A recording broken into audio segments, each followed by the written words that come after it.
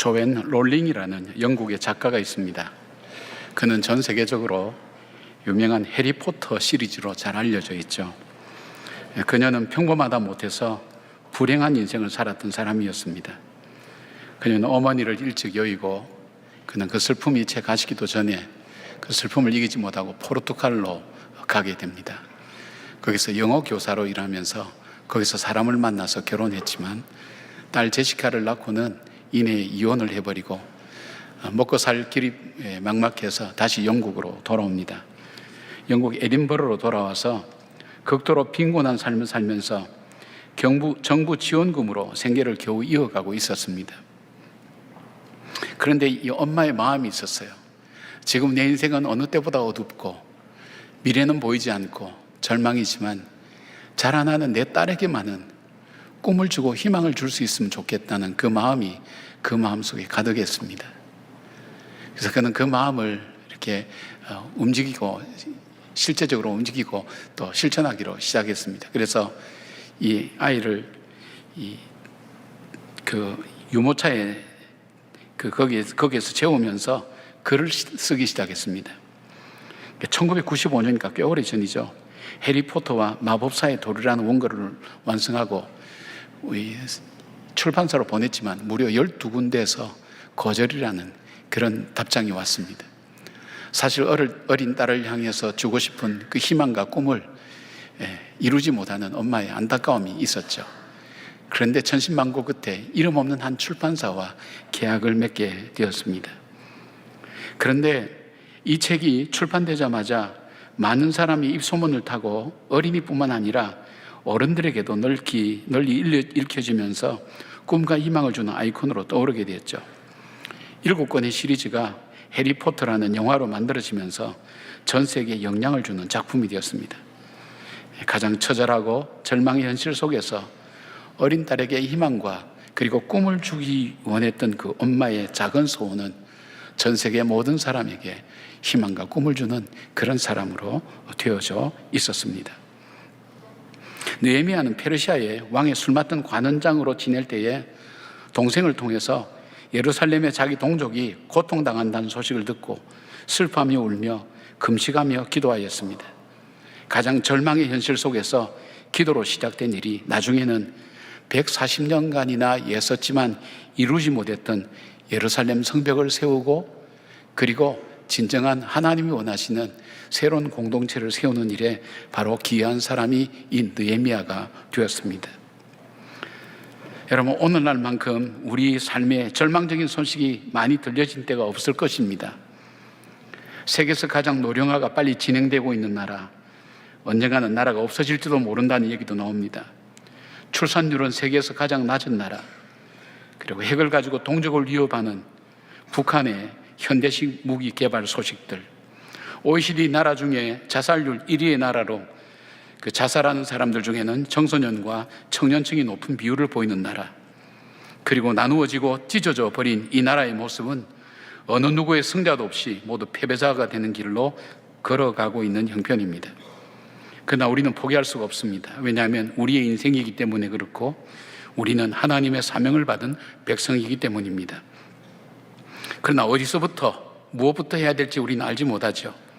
지금은 현실을 보면서 탄식하고 금식하며 기도할 수밖에 없는 그런 상황이지만 역사의 주인 되신 하나님 믿는 우리는 이 나라와 이 백성들에게 소망을 전해줄 수는 없을지 우리는 찾아봐야 됩니다. 느헤미야처럼 절망적인 상황 속에서도 미래를 포기하지 않고 거룩한 영향력을 나타내었던 바로 그 사람처럼 우리는 어떻게 살아야 그런 삶을 살 수 있을지 느헤미야를 통해서 우리가 함께 나눠보려고 합니다. 자, 미래를 포기하지 않고 거룩한 영향력을 주기 위해서 우리가 살아야 될 첫 번째 삶의 모습은 첫 번째로는 영적 모험에 도전해야 됩니다. 영적 모험이라 그러면 하나님의 부르심에 순종하기 위해서 불확실한 현실 속으로 믿음으로 발걸음을 내딛는 결단입니다. 영적 모험은 감정적이거나 충동적인 행동이 아니라 하나님 말씀에 순종함으로 시작되는 삶을 말합니다. 느헤미야는 예루살렘 성이 무너지고 성문이 불탔다는 소식을 들었을 때에 슬퍼하며 울면서 기도할 때에 하나님께서 자기에게 말씀하시는 것을 깨달았습니다. 무너진 예루살렘의 성벽을 건축하는 일입니다. 이것을 통해서 하나님 백성이 살아야 할 삶의 모습을 회복시키는 일에 자신을 부르신다는 것을 깨달았습니다. 그러나 하나님의 부르심과 현실과의 사이는 많은 갈등과 두려움을 낳게 됩니다. 느헤미야는 이민 3세로 성공한 사람이었습니다. 수많은 민족들 중에서 페르시아의 제국에서 소수의 유대 민족인 그가 관리 중 최고 고위직인 왕의 술 맡은 관원장으로 비서실장과 같은 자리에 올랐습니다. 그런데 하나님 말씀을 순종하려면 그는 이 모든 것을 내려놓고 저 변방의 한직으로 가야만 합니다. 게다가 1400km나 떨어져 있는 예루살렘은 자기의 힘이 미치지 않는 먼 곳에 있습니다. 멀리 떨어져 있어서 자기가 할 수 있는 영향력이 미치지 못한다고 생각할 수도 있습니다. 또한 그의 삶은 안정적입니다. 더 이상 부족함이 없다고 할 정도로 모든 면에서 보장되어 있습니다. 이러한 삶을 얻기 위해서 어쩌면 일평생 노력해서 이루었는지도 모릅니다. 그러나 영적 모험을 한다는 것은 느헤미야에게 있어서 모든 것을 잃어버리는 것을 의미하기에 결단하기에는 너무나 어려운 일입니다. 그보다 더 어려운 일이 있습니다. 역사적으로 유명하고 유능한 사람들이 이 성벽을 건축하려고 지난 140년 동안 시도했지만 이루지를 못했습니다. 실패한 그런 사업입니다. 그런 비전입니다. 뿐만 아니라 현실적으로 불가능한 이유는 자기가 섬기는 아닥사스도 왕이 예루살렘 성을 건축을 중단하라는 조서를 내렸고 왕이 내린 명령을 번복하는 시도를 한다는 것은 목숨을 건 행위였기 때문입니다. 우리가 영적 모험을 해야지 하지만 막상 우리가 하려고 하면 이런 어떤 어려운 문제들이 많이 일어나는 것, 우리에게 현실적인 문제가 아닙니까? 저와 여러분이 잘 아는 이야기가 있죠. 어떤 사람이 산길을 가다가 미끄러져서 낭떠러지 아래로 떨어지게 되었습니다. 정말 어렵게 나뭇가지 하나를 붙잡았습니다. 위에 지나가는 사람도 없습니다. 이제 손을 놓으면 죽습니다. 하나님 앞에 그동안 하지 않았던 기도를 합니다. 하나님, 저를 살려주세요. 그런데 하늘에서 그래, 내가 여기 있다. 어떻게 하기를 원하느냐? 오, 하나님 정말 살아계셨군요. 하나님, 정말 저는 하나님 믿습니다. 하나님 저를 살려주십시오. 너가 정말 나를 믿느냐? 예, 정말 믿습니다. 그러면 손을 놓아라 그랬어요. 그랬더니 이 사람이 한참 망설이더니 위를 향해서 다시 말합니다. 거기 하나님 말고 딴 사람 없어요? 네. 아주 재밌는 얘기지만 우리의 모습들을 잘 보여주고 있죠. 우리가 영적으로 모험하고 믿음으로 살아야 되는 거 알지만 막상 현실적으로는 그것이 어렵게 얘기될 때가 있습니다. 그러나 오늘 느헤미야가 이 부르심 앞에 응답한 이유가 어디에 있는가 하면 바로 하나님을 믿는 믿음에서 나온, 어쩌면 뻔한 얘기일 수 있는데 여기 특징적으로 찾아볼 수 있는 그 표현이 있다면 느헤미야가 기도할 때 아주 독특한 표현을 씁니다. 하늘의 하나님이라는 표현을 씁니다. 이 표현을 한 4번 쓰고 있습니다. 그가 이 소식을 처음 들어서 슬플 때도 하늘의 하나님, 그리고 그가 울면서 금식하며 시작할 때도 하늘의 하나님이시여 불렀어요. 그리고 왕이 질문할 때도 잠깐 멈춰서서 하늘의 하나님이라고 그렇게 부릅니다. 그리고 또 하나가 있다면 대적들한테도 하늘의 하나님이라고 그렇게 말합니다. 그런데 이 하늘의 하나님이라는 표현이 단순히 우리가 기도할 때 습관적으로 하나님 아버지 나오는 그런 표현이 아니에요. 느헤미야가 믿었던 그 하나님은 창조주입니다. 그 고백입니다. 하나님은 창조하셨습니다. 우리를 만드셨고 이 세상을 만드셨습니다. 그리고 그 하나님은 이 역사를 주관하신 하나님입니다. 이 역사를 주관했기 때문에 어떤 일이 일어났어요? 이스라엘을 언약하신 대로 그들이 우상 숭배하고 하나님 말씀 안 들을 때 흩어버렸어요. 그런데 하나님은 언약하신 대로 어느 날 고레스를 통해서 이 백성들을 예루살렘으로 다시 돌아가게 만들었어요. 언약하신 대로 이루시는 그 하나님. 그런데 그 하나님은 어떤 하나님이냐?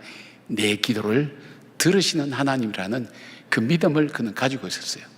그 하나님이 나를 붙드심에 그 말씀에 의지해서 제가 오늘도 그 말씀을 따라 걸어갑니다라는 그 고백을 드리면서 이 일을 시작할 수가 있게 된 거예요. 그러니까 여러분, 우리가 영적 모험을 하기 위해서는 어떻게 돼야 되죠? 우리 속에 이 믿음이 있어야 돼요. 하나님은 정말 살아계신가? 하나님은 역사의 주인이신가? 내 인생의 생사화복을 주관하신 하나님인가? 그 하나님은 내 기도를 들으시는가? 여기에 대한 대답이 먼저 내 속에서 이루어져야 돼요. 이것이 이루어질 때 우리는 알 수 없는 미래를 향해서 믿음으로 던질 수가 있어요. 히브리서 11장 8절부터 10절까지 세 번역으로 제가 읽어드릴게요. 아브라함에 대한 얘기입니다. 믿음으로 아브라함은 부르심을 받았을 때에 순종하고 장차 자기 몫으로 받을 땅을 향해 나갔습니다. 그런데 그는 어디로 가는지를 알지 못했지만 떠난 것입니다.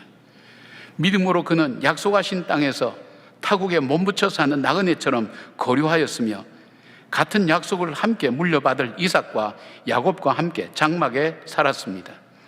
그는 하나님께서 설계하시고 세우실 튼튼한 기초를 가진 도시를 바랐던 것입니다. 여러분, 이건 아브라함에 대한 이야기입니다. 아브라함을 우리가 믿음의 조상이라 그러죠. 믿음의 아키타입이라고 그런 얘기합니다. 조상이다.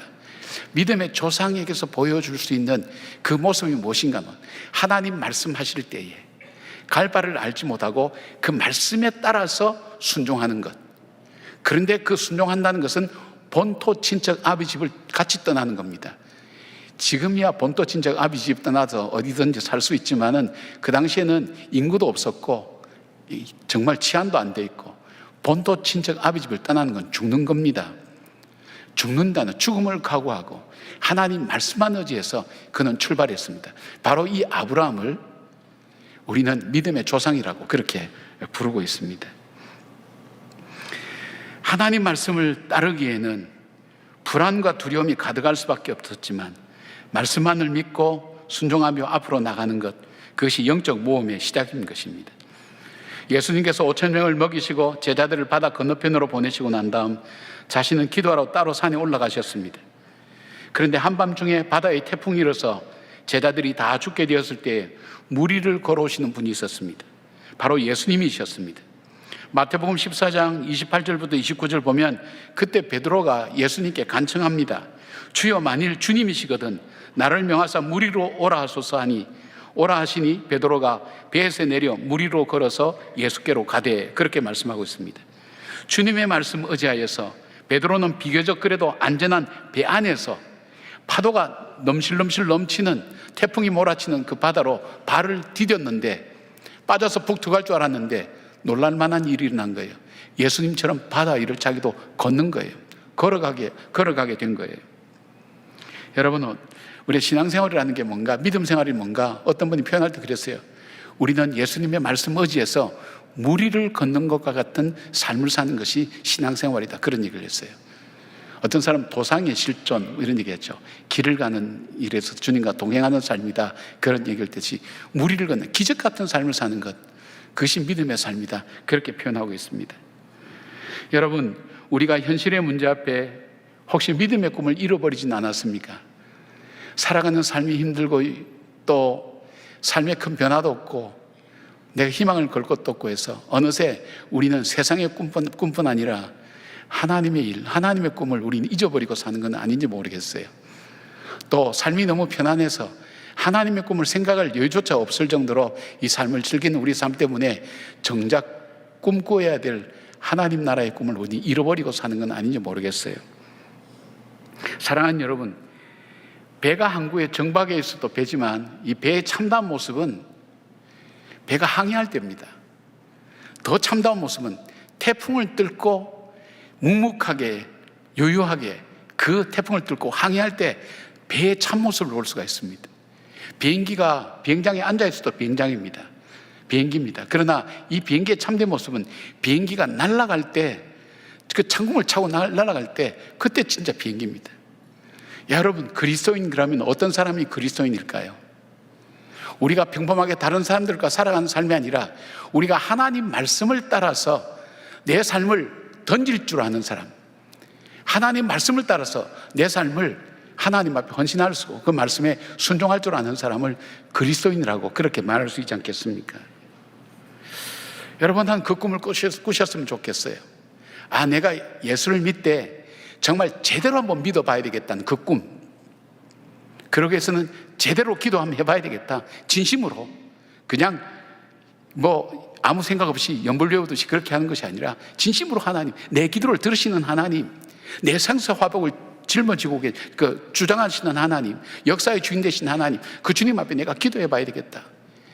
제대로 한번 성경 한번 읽어 봐야 되겠다. 그리고 내가 정말 내가 믿는 이 복음이 진리인지 제대로 한번 전도해 봐야 되겠다. 여러분, 그런 마음의 결심을 해본 적 없죠? 있나요? 그렇다면 여러분 한번 그 마음을 좀 가졌으면 좋겠어요. 내가 정말 힘도 미약하지만 이 나라의 어려움이나 내 삶의 어려움 속에 내가 할 수 있는 일은 너무나 미약하지만 그럼에도 불구하고 내가 정말 하나님을 믿는 사람으로서 그런 삶을 한번 살아봐야 되겠다. 이 고난 중에도 어려움 중에도 정말 그렇게 한번 도전을 해봐야 되겠다. 이런 꿈을 꿀 수는 있잖아요.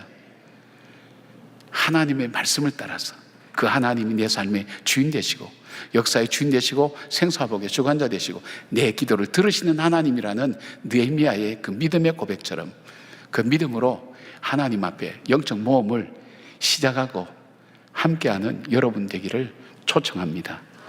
그 믿음 가지고 우리가 우리의 삶을 살아갈 때 하나님께서 믿음에 따르는 역사를 분명히 보여주실 것입니다.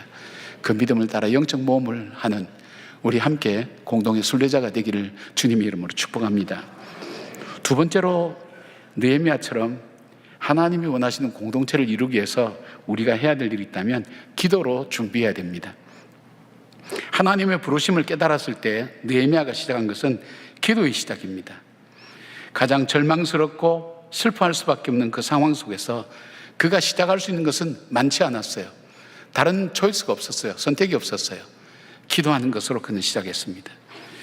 근데 1장 1절 보니까 아닥사스다 왕 제20년 기스를 월에 내가 수상궁에 있는데, 그리고 오늘 본문에 나온 2장 1절 보니까 아닥사스다 왕 제20년 니산 월에 왕 앞 포도주가 있기로 내가 그 포도주를 왕에게 드렸는데, 그렇게 돼 있죠. 기스를 월과 니산 월이 나옵니다. 이 기스를 월은 현재 달력으로는 11월과 12월 사이를 말합니다. 니산 월은 현재 달력으로 3월과 4월을 말합니다. 그렇다면 느헤미야의 기도는 4개월 동안이나 계속해서 금식하며 반복됐다는 것을 보게 됩니다. 오랫동안 울면서 기도하여도 아무런 응답과 변화도 없습니다. 그럼에도 느헤미야는 계속 기도하며 주님의 인도하심을 기다릴 뿐이었습니다. 여러분, 제가 지난번 설교할 때 무슨 말씀 드렸냐면, 기도는 우리에게 무엇을 주느냐 할 때에 무엇을 주는가 하면 하나님께서 일하실 수 있는 시간을 하나님께 드리는 인내를 주신다고 했어요. 우리는 우리가 생각하면 바로 해야 돼요. 특히 행동을 잘하는 분들은 마찬가지예요. 그러나 내가 기도하게 될 때에는 하나님께서 일하실 수 있는 기회를 하나님께 드리는 거예요. 하나님이 일하시도록 기다리는 거예요. 그런데 오늘 기가 막힌 걸 한번 보십시오. 우리가 하나님이 일하시기 전에 먼저 해결하려고 할 때가 많은데, 오늘 이 느헤미야는 하나님이 일하실 때까지 기다렸어요. 그랬더니 2장 2절 보니까 왕이 내게 이르시되 내가 병이 없거늘 어찌하여 얼굴에 수심이 있느냐, 이는 필연 내 마음에 근심이 있음이로다 하더라. 그때 내가 크게 두려워하여 되었어요. 여러분, 느헤미야가 성벽을 건축하고 아름다운 정말 하나님 원하시는 공동체를 만드는 일에 처음 시작이 뭐예요? 느헤미야는 기도로 시작했어요. 그러나 실제적으로 시작된 것은 왕이 먼저 얘기를 꺼낸 거예요. 이것 자체가 현대하고는 달라요. 고대에서는 기적 같은 일이에요. 왕이 먼저 얘기를 꺼냈어요. 그 왕이 먼저 얘기합니다. 느헤미야가 시작한 것은 기도밖에 없는데, 일의 출발은 왕의 질문으로부터 시작됐죠. 그런데 느헤미야가 그래요. 그때 내가 크게 두려워하였다 그랬어요. 왜 두려워했는가? 두 가지로 해석할 수가 있어요. 왕이 그렇게 물어볼 때, 첫째는요, 그 당시에 왕을 모시는 신하는 왕 앞에 수심이 가득한 얼굴이나 근심이나 걱정을 끼치면 처형을 당하게 되어 있었습니다. 거기에 대한 두려움일 수 있고요. 또 하나의 두려움이 있다는 것은 거룩한 두려움인데, 이것은 뭐냐면, 하나님이 내 기도를 들으시고 역사하시는구나 하는 것을 깨달을 때 두려움이 와요. 저는 이 두려움을 많이 체험했어요. 여러 번 체험했어요. 정말 기도 응답할 때 두렵더라고요. 덜덜덜 떨리더라고요. 두려워요. 하나님이 내 기도를 듣고 계셨구나, 알고 계시는구나, 응답하시는구나, 그렇게 역사할 때 두려움이 옵니다. 그런데 느헤미야의 기도가 무엇이었죠? 1장 11절 보니까 오늘 종이 형통하여 이 사람 앞에서 은혜를 입게 하옵소서라고 기도했어요.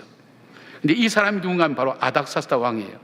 근데 왕이 먼저 느헤미야를 잔치자리에 초청했어요. 왕비가 같이 있는 것을 보면 공식적인 자리가 아니고 사적인 자리라는 것을 보게 돼요. 예를 들면 임금이 자기 목숨을 맡겨놔야 될 사람이니까 느헤미야 오늘 나하고 같이 저녁을 같이 먹자, 우리 가족 식사하는데 같이 오라고 초청했든지 하여튼 먼저 초청했어요. 그런 일이 이례적인 일이에요. 그러나 이것이 우연히 이루어진 일인가? 세상적으로는 왕의 필요에 의해서 왕이 마음이 감동되어서 되어야 될 수 있지만 느헤미야는 알죠. 기도의 비밀을 알죠. 기도했던 하나님의 응답이라는 것을 그는 깨닫게 됐어요. 4절 보니까 왕이 무엇을 하여 주기를 원하느냐 그렇게 물어볼 때에 참 재밌는 표현이 나오는데 내가 곧 하늘의 하나님께 묵도하고 그렇게 말씀하죠. 왕이 보는 앞에서 왕과 시선이 마주쳐 있는데 왕이 질문하고 느헤미야의 답을 기다리는데 느헤미야는 하늘의 하나님께 묵도했다는 걸 뭘 말하나요? 느헤미야가 기도하는 사람인 것을 말해줍니다. 동시에 그는 기도할 기회를 놓치지 않는 지속적으로 기도하는 사람인 것을 말해줍니다. 기도할 때 하나님께서 시작하는 것을 보죠. 하나님이 일하시기까지 기다리는 인내를 주신 하나님, 기도할 때의 역사입니다. 또 하나 기도할 때 어떤 은혜가 주어집니까? 하나님께서 지혜를 주십니다. 느헤미야의 대답을 보십시오. 3절 보면 내 조상들의 묘실이 있는 성읍이 이제까지 황폐하고 성문이 불탔사오니 내가 어찌 얼굴에 수심이 없사오리까? 여러분, 이거 평범하게 들을 수 있는 얘기지만 이 평범한 얘기가 아닙니다. 느헤미야가 왜 이런 대답을 했냐면 페르시아에서는 조상의 무덤에 목숨을 걸 만큼 소중하게 여기고 잘 가꾸는 문화가 있었습니다. 지금 아닥사스다 왕으로 하여금 더욱더 관심 갖고 대화 속으로 들어오도록 만드는 것입니다. 어떤 얘기일까요? 임금이시여, 예루살렘이 지금 성이 불탔습니다. 그렇게 접근하지 않았어요. 만약 그랬다면 아닥사스다가 조서를 내려서 예루살렘 성 건축을 막았기 때문에 예루살렘을 기억하고 있어요. 대화의 문이 처음부터 막히는 거예요. 그런데 대화 속에 깊게 들어오도록 느헤미야가 얘기하는 거예요. 바로 이 사람들의 문화가 조상의 묘실을 소중하게 여기는 것, 바로 그 조상을 모신 묘실이 불타고 그 성이 불탔다고 얘기하니까 왕의 마음속에 저렇게 수심이 가득 찰 만한 이유가 있었구나 하는 것을 통해서 공감하게 되는 거예요. 그 공감을 불어일으키는 지혜가 바로 이 기도 속에서 느헤미야가 했던 말입니다. 그 다음 또 왕이 또 묻습니다. 내가 무엇을 원하느냐 할 때 이때에도 느헤미야는 왕을 자극하는 예루살렘 단어를 쓰지 않았어요. 5절에 이렇게 되어 있습니다. 왕에게 이르되 왕이 만일 좋게 여기시고 종이 왕의 목전에서 은혜를 얻어싸우면 나를 유다 땅 나의 조상들의 묘실이 있는 성읍으로 보내어 그 성을 건축하게 하옵소서. 이 결론이 뭐예요? 예루살렘 성을 건축하게 해달라, 그 얘기예요. 그런데 예루살렘이라는 표현을 전혀 쓰지 않아요. 우리 조상의 성읍인 묘실이 있는 곳, 이런 표현을 쓰면서 왕으로 하여금 그 마음에 감동이 되고 받아들이도록 하는 것을 보게 됩니다. 지혜롭게 대화를 열어가도록 하는 거죠. 또한 기도할 때 어떤 걸 주죠? 필요한 것이 무엇인지를 깨닫게 해준다 그랬어요. 본질을 우리가 알게 한다 그랬죠. 왕이 다시 묻죠. 6절에 그때 왕후도 왕 곁에 앉아 있었더라. 왕이 내게 이르시되 내가 맨날에 다녀올 길이며 어느 때에 돌아오겠느냐 하고 왕이 나를 보내기를 좋게 여기시기로 내가 기한을 정하고 되어 있어요. 여러분 한번 생각해 보세요. 이야기가 여기까지 나갈 걸로 느헤미야는 예상을 했을까요? 못했을 거예요. 왕이 갑자기 너 얼굴에 수심이 있다, 무슨 일이 있지? 나의 조상의 묘실이 불탔습니다. 그 성이 불타서 성을 다시 세워야 됩니다. 그렇냐? 그러면 너 계획이 뭐냐? 제가 그거는 생각 안 해봤습니다. 그렇게 대답할까요? 그렇지 않았어요. 정확하게 얘기합니다. 날짜는 어느 정도 필요합니다. 그리고 필요한 것이 성을 지으려면 나무가 필요합니다. 왕의 나무를 관리하는, 살림을 관리하는 그 사람에게 말씀하셔서 내 집과 그 성을 건축할 수 있는 그 나무를 주십시오. 그리고 또 뭘 얘기합니까? 이 각 제국은 그 나라가 자체적으로 통치하게 돼 있거든요.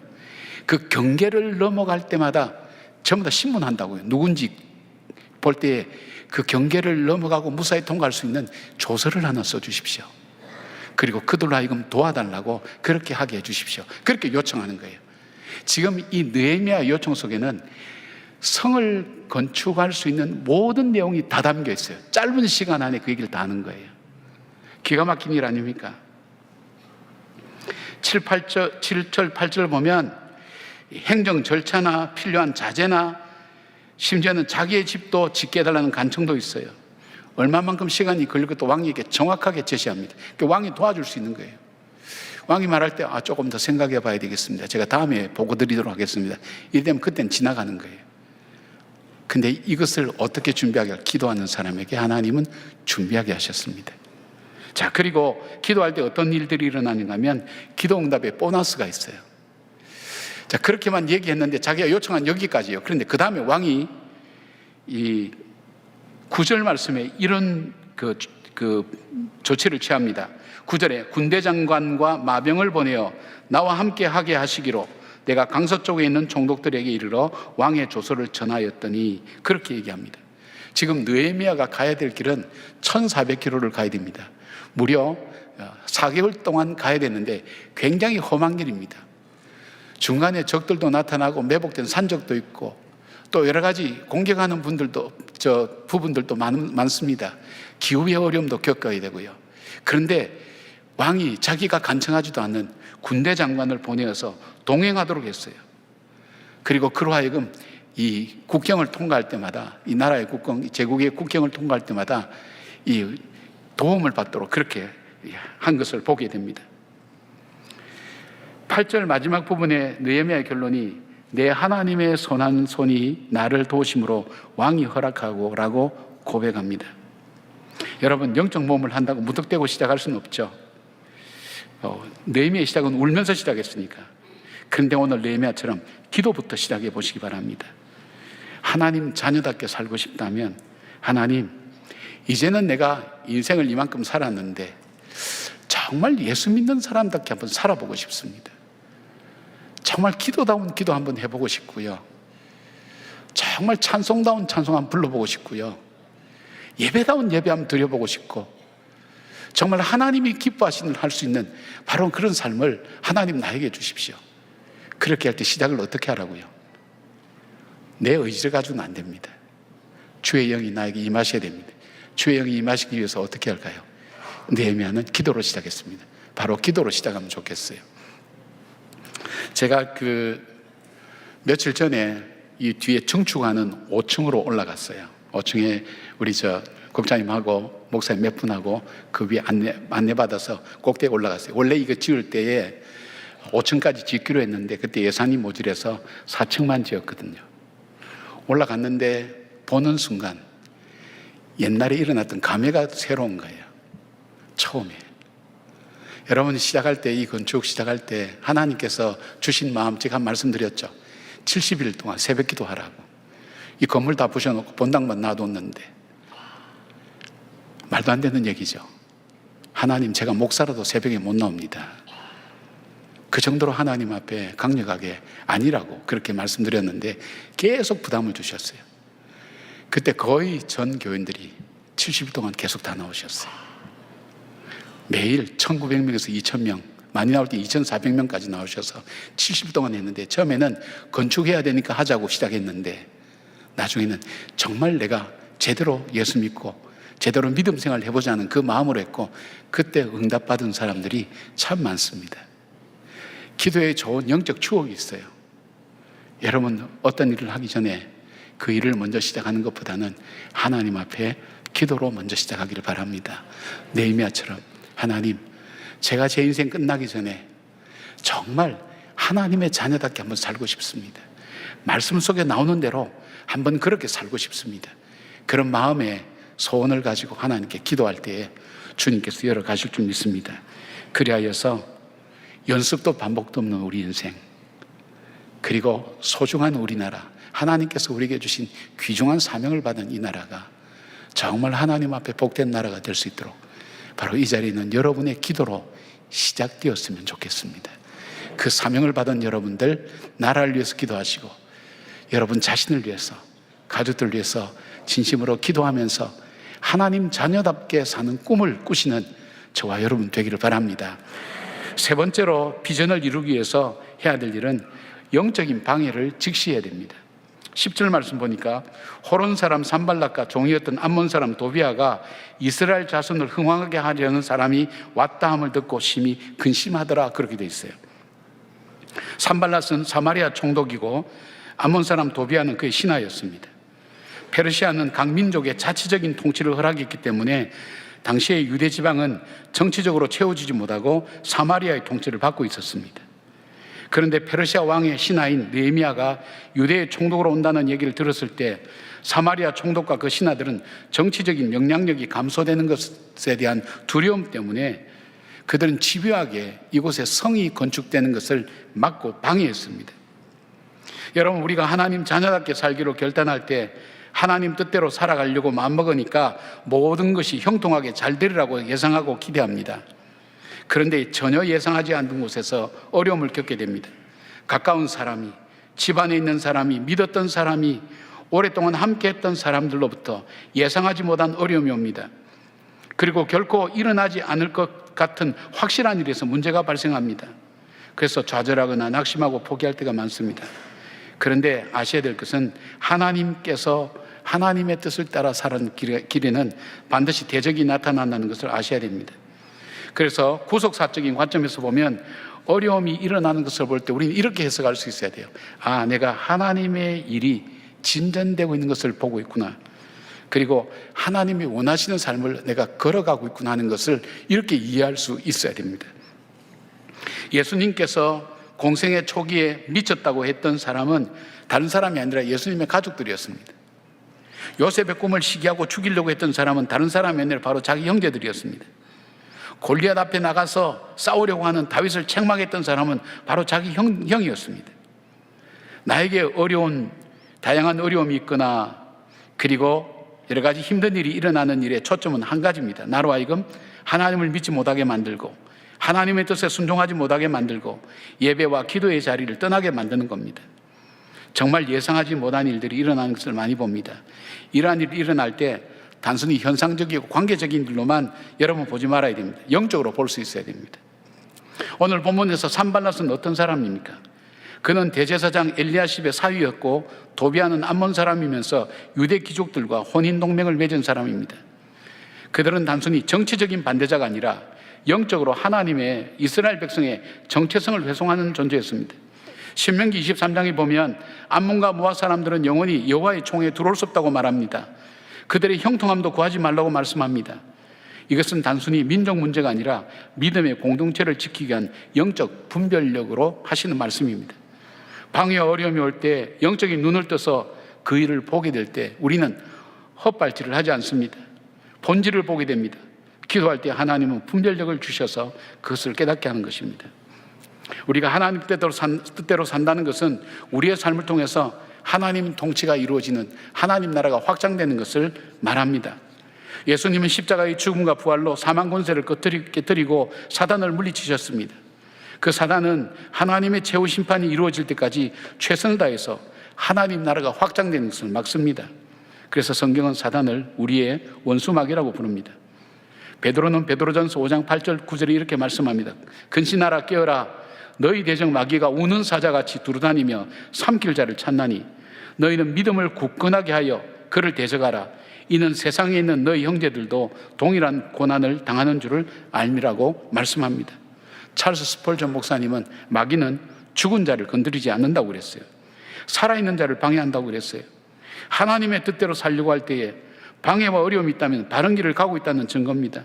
낙심할 것이 아니라 더욱 기뻐하면서 성령님의 도우심을 구하며 승리해야 됩니다. 성도들은 이때 서로 격려하고 도와주고 중보기도 하면서 방해와 어려움 가운데서도 하나님 말씀 가운데 살아갈 수 있도록 끝까지 도와주고 함께하는 공동체가 되어줘야 됩니다. 여러분이 잘 아는 도종환 시인의 흔들리며 피는 꽃이라는 시가 있죠. 흔들리지 않고 피는 꽃이 어디 있으랴. 이 세상 그 어떤 아름다운 꽃들도 다 흔들리며 피었나니 흔들리면서 줄기를 곧게 세웠나니 흔들리지 않고 가는 사랑이 어디 있으랴. 젖지 않고 피는 꽃이 어디 있으랴. 이 세상 그 어떤 빛나는 꽃들도 다 젖으며 피었나니 바람과 비에 젖으며 꽃잎 따뜻하게 피웠나니 젖지 않고 가는 삶이 어디 있는가. 여러분, 우리의 삶이 그렇습니다. 편안한 삶은 없습니다. 그러나 오늘 느헤미야처럼 이런 도전을 한번 해보시기 바랍니다. 자기와는 전혀 상관없을 것 같은 그 일들, 하나님께서 그에게 비전을 주십니다. 그 비전을 이루기 위해서 느헤미야는 하나님 앞에 기도로 시작합니다. 기도할 때 하나님께서 이루어 가시는 것을 우리는 오늘 본문을 통해서 살펴봤습니다. 앞으로도 계속해서 느헤미야는 이 느헤미야서 전체 12번에 걸쳐서 위기가 어려울 때마다 하나님께 기도하는 모습을 우리는 보게 될 것입니다. 그의 기도는 계속되었습니다. 하나님께서 일하실 시간 동안 기다렸습니다. 하나님이 지혜를 주셨습니다. 하나님께서 덤으로 주신 은혜가 있었습니다. 그 은혜를 통해서 이루어갈 수가 있었습니다. 그 영적 모험에 여러분들을 초청합니다. 우리가 함께 이 시대가 어렵고 울면서 시작해야 될 일들, 낙심하고 걱정하면서 시작될 그 상황 속에 있지만 기도로 시작할 때 주님께서 열어가신다는 것을 기억하시고, 정말 주님께서 존귀하고 귀하게 쓰셔서 이 어려운 시대에 정말 하나님 기뻐하신 나라를 만들어가는 바로 저와 여러분 되기를 주님의 이름으로 축원합니다. 아멘. 함께 기도하겠습니다. 하나님, 우리를 왕같은 제사장이라고 말씀하셨습니다. 이 세상에 일어나는 일이 우리와 무관한 일이 아니라 이 세상을 통치해 가시고 주관해 가시는 하나님의 장중과 섭리 중에 있는 것을 저희들이 믿습니다. 바로 우리를 통해서 하나님의 거룩한 뜻을 이루어 가시려는 하나님의 계획과 뜻이 있는 것도 저희들은 압니다. 우리의 삶이 다하기 전까지 하나님, 정말 하나님의 그 일을 이루는 그 꿈을 꾸고 비전을 가슴에 품고 기도하는 저희들 되게 하여 주시기를 원합니다. 지금 비록 우리의 삶은 어렵고 힘들지만, 이 나라는 어렵고 힘들지만 기도로 이 나라를 세우며 이 나라를 이끌어왔던 수많은 기도의 사람들처럼 오늘 이 시대에 우리가 기도로 하나님 마중물이 되고 걸음이 되어서 이 시대를 다시 살리는 저희들 되게 하시고, 기도로 교회와 가정과 우리의 하나님 사람들을 살려나가는 하나님 새롭게 하여 주님이 기뻐하신 공동체를 만들어가는 저희 성도들 되게 하여 주시옵소서. 예수님의 이름으로 기도드리옵나이다. 아멘.